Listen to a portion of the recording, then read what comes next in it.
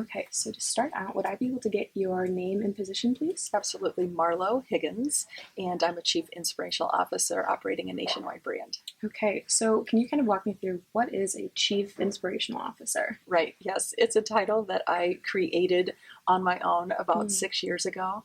And it is the purpose of it is really what I found. It's really the motivational force behind getting people into action. And so I actually created the title. When I first started my business, I was a success business coach and motivator. Okay. But it was really clear that after a while, that chief inspirational officer really was a key component, because inspiration is very vision driven. And one of the greatest things you can do is paint a picture for somebody and show them what's possible. Yeah. And so inspiration's vision driven, motivation's goal driven. So if somebody says, I need to be motivated, that simply means they need to set goals. And so inspiration is really that vision, that possibility, that what if, that anything could happen. Yeah. And so I really kind of re-engineered, because that was the thing I was finding my clients were really needing the most, was that inspiration. It's really interesting. So obviously you described it really well in depth. What do you kind of enjoy about being able to be that person for those people? Yes. I've been in the people business since 1989. I have a human resource background. I went on to be a self-made entrepreneur. Okay, so I call this the Triple Crown.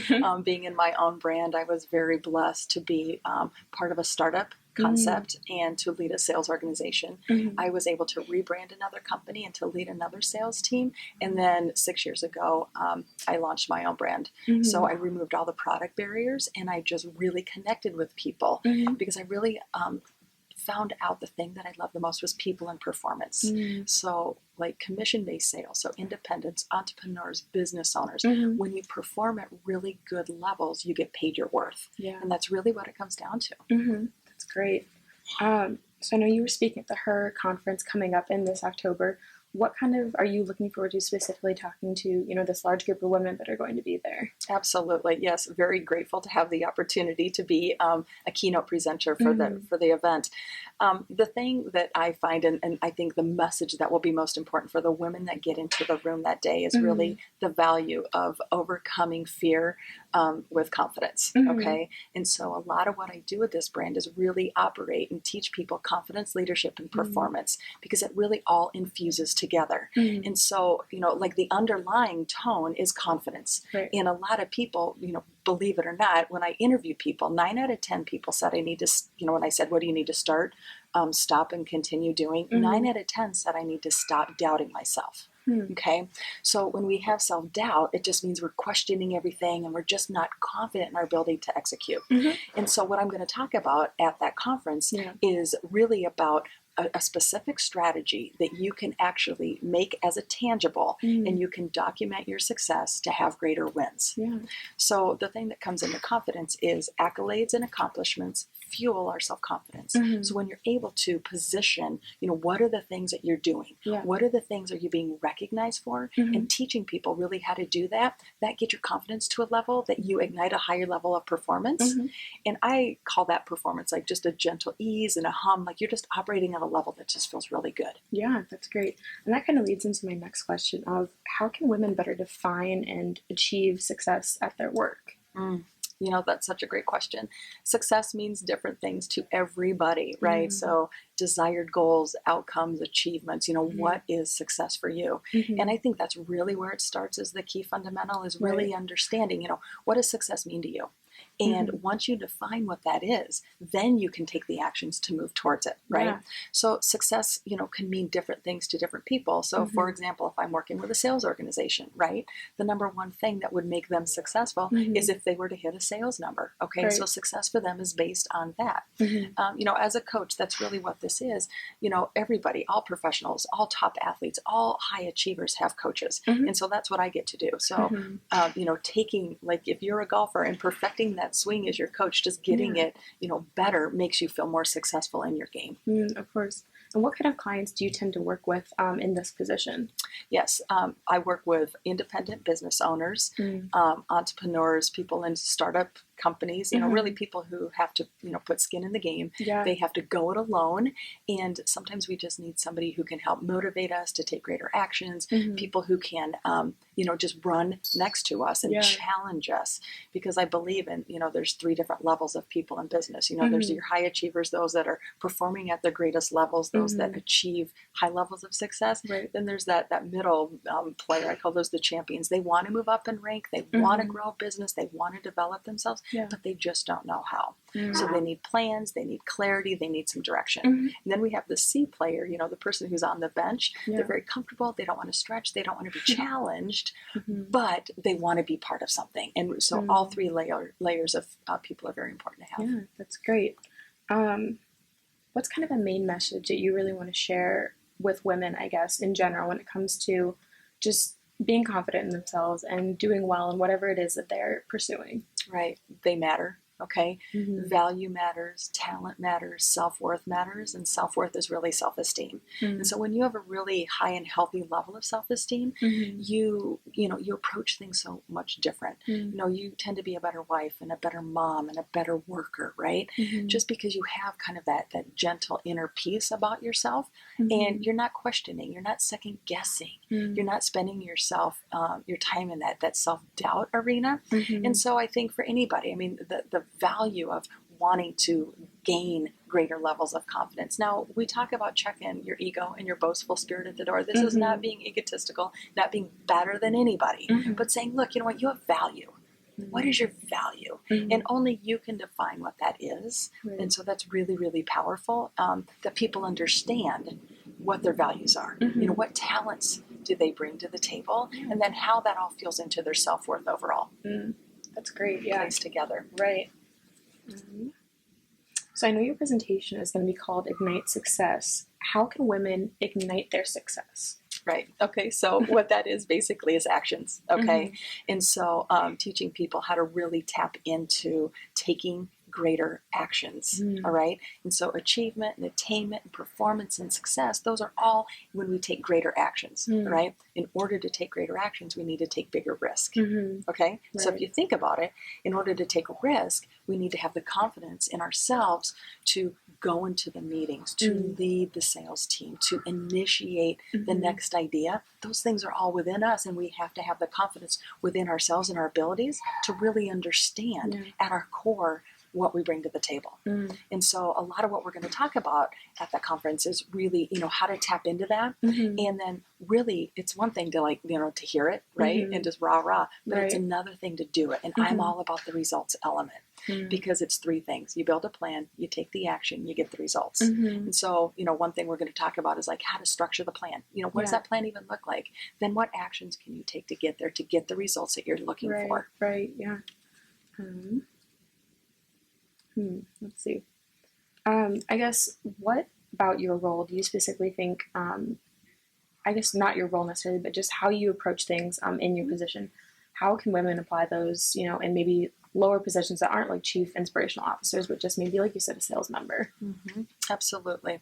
So, so the value that, you know, that I can bring to with, you know, anybody, I think, you know, I really want to tap into, and it really comes down to value, talent, and self-worth within individuals.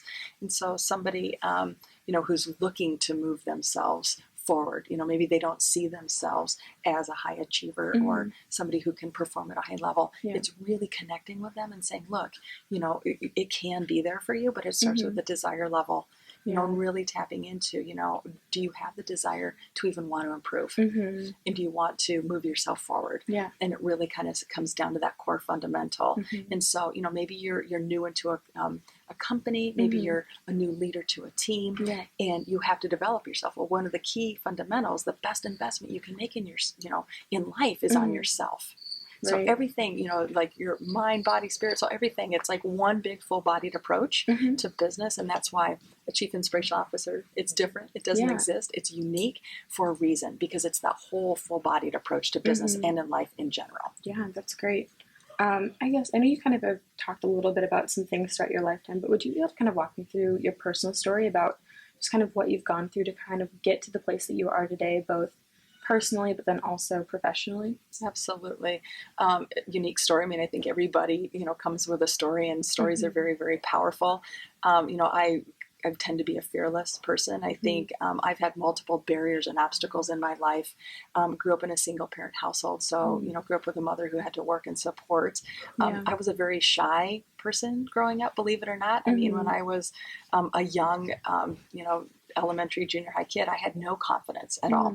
And so I think what I've done is really from the root system. At 12 years old, I could have told you I was a professional encourager, if you were supposed, if you could title it. But it was really at that age, I knew that I had this really positive, encouraging way about me. Okay. And it was just kind of a natural motivational component. That's a God-given talent. I don't think that that's anything that can really be learned. Yeah. But really understanding how that serves in the world has been everything. So through my experience has guided me, continuing to listen to the different roles that allow me to move forward. Yeah. So, being a young professional, getting into, having a human resource background, doing 10 years of just nonprofit work, not getting a paycheck, just really working within the community and giving back, led me to an opportunity to align with some executives with a concept or an idea. Yeah. And we built from the ground up, just with an idea, a startup company. Yeah. And that company went on to be wildly successful, run a nationwide brand with just a vision. And that was really one thing that, I was championed with, to kind of start the team, create the expectations, get really clear on what actions we need to take to have achievement. And then, of course, that kind of gets you on the radar. So, it kind of led me into other opportunities. Yeah. And like I said, I just really, as an independent spirit, being somewhat of a risk taker, led me to want to be within my own brand. Great, yeah. And so really kind of work with all kinds of people who really want to develop and remove fear, develop confidence, and have results that they never thought possible. That's great, yeah. Do you want to talk to me about who all you have in your family, and I guess more your home life, about what you enjoy about when you take off your hat of being a chief inspirational officer, what you get to go home to? Right. Okay. Extremely private person, and people know this about me. I have always kind of kept the two personal, but we have two college age, out of college age sons, so two young adult sons. Been married almost 30 years, and so really strong relationship. So I've got really good fundamentals and a lot of love and support from my family. Great. And I understand too the value of having that soft place to land, and not having that, so much when I was a kid growing up, that, the double parenting style, and, it was always kind of meant to get out there and kind of figure some things out for myself and kind of really be an independent self-starter. A lot of my upbringing called me to do that. But, over the time I've had an opportunity, and I've got a really strong family. I get to do what I love to do. Right. And one, example I'll give to you around that, though, is like with being a startup entrepreneur. Going from really being focused on my family and spending 10 years to raise our boys, and, be at home and work in the community, and, really kind of find that balance, which it really doesn't exist. It's just really a choice, how do we want to spend our time? And that's what I chose in the moment. And really being able to leverage into an opportunity. I gave myself an end game. So when I went into that first business opportunity and was asked to be part of a startup, I said, 24 months, 2 years, I'm all in. And I'm going to give it everything that it's going to take. It's all my time. It's all my focus. Yeah. And, I had to kind of make that my expectation, that I wasn't like the full-time mom, that I was really going to try to develop a company and really put the hat on to do what it took. And so there's going to be times in life where we have to ebb and flow, and we have to prioritize, and we have to manage our expectations differently. But I'll tell you, I don't regret it, and it really got me to where I am today. That's great. And what was that startup company that you kind of helped build? It was a company out of North Liberty, Iowa. Oh, wow. Yeah. Wow. So it was a startup. Very local, yeah. Yes, yeah, it was a local business opportunity. That's great, yeah. What do you kind of like about being based in Iowa specifically? Right. So working with a nationwide brand, okay, so the element of being able to see an overarching, how businesses develop on a nationwide level.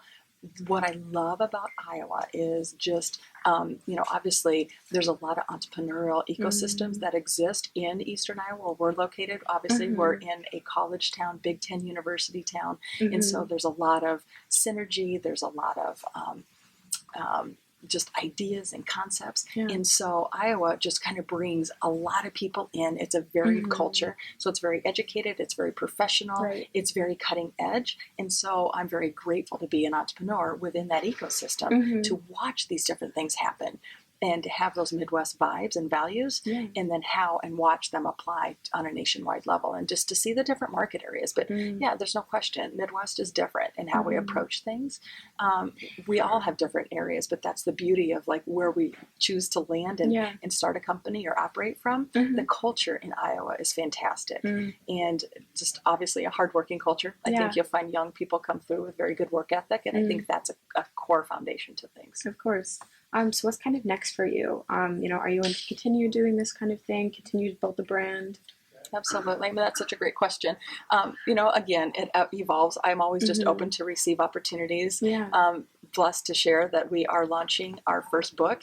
It's The Making of a Maverick, Building Champions in Business and in Life. And what we're going to do in that book is share different mantras that will set you up, actions that you can take, things that you can tell yourself, and things that you can, you know, work towards to build your confidence up, so you can, communicate and execute at much higher levels for yourself. So if you're looking to grow and you're looking to build, you're looking to gain some confidence, it's going to be a lot about that. We take some client case studies and we dive into those, and we share their stories in the book as well. So that's going to be a key element. We're going to have some speaking platforms that come out of that, and some courses that we'll be teaching. And so my publishing team, we're bringing all that out in this fall. Awesome. Yeah. So do you know the exact date of when that book will be launching? It's going to be an October launch. October launch. Very exciting. Great. Well, I guess, is there anything else you think you want to add about just your overall position or the upcoming conference that you're speaking at?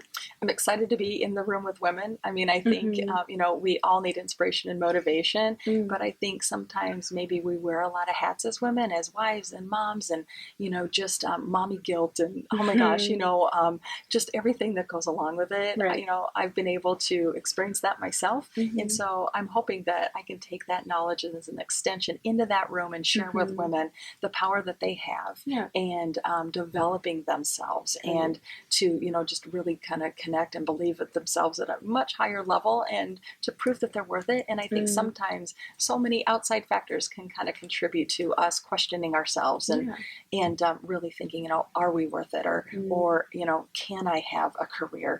Or can I be, in a corporate environment and yet still be a mom and have a really good life balance? So, a lot of those things. I want to get in the room and I want to help some of those women overcome those obstacles. So I'm looking forward to it. Yeah, great. Well, thank you so much, Marla. It was so nice to meet you, and I really appreciate you doing the interview for the Gazette.